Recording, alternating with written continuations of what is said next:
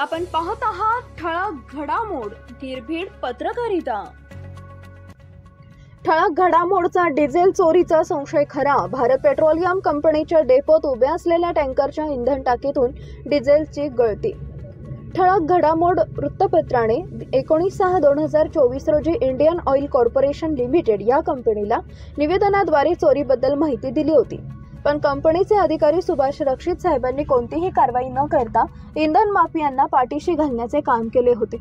पण आता अशाच प्रकारचे चोरीचे प्रकरण भारत पेट्रोलियम लिमिटेड या कंपनीच्या टँकरमधून मुख्य टाकीतून छोट्या टाकीत डिझेल येण्यासाठी पाईपलाईन व त्याला वॉल केल्याने भारत पेट्रोलियम कंपनीच्या डेपोमधून बाहेर पडलेल्या टँकरच्या इंधन पुरवठा करणाऱ्या टाकीलाच डिझेल पेट्रोलचे झरे लागल्याचा धक्कादायक प्रकार उघडकीस आलाय।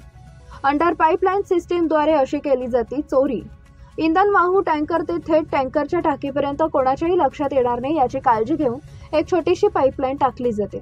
या पाईपलाईन मधून इंधनाचा पुरवठा चालू बंद करता यावा यासाठी टँकरच्या इंधन टाकीजवळ अथवा टँकरच्या केबिनमध्ये कॉक बसवला जातो।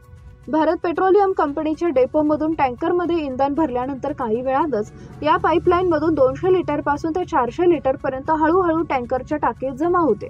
त्यानंतर हे इंधन खुल्या बाजारात विकले जाते।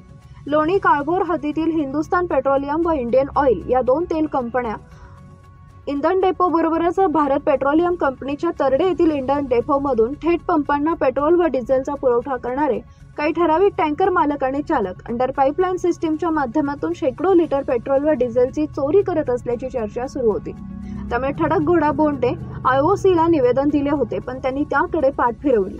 विशेष म्हणजे अंडर पाईपलाईन सिस्टीमच्या माध्यमातून होणाऱ्या वरील इंधन चोरी प्रकरणात भारत पेट्रोलियम कंपनीच्या तरडे व लोणी काळभोर HPCL व BPCL येथील इंधन डेपोमधील काही जण सहभागी असल्याची चर्चा सुरू झाली आहे।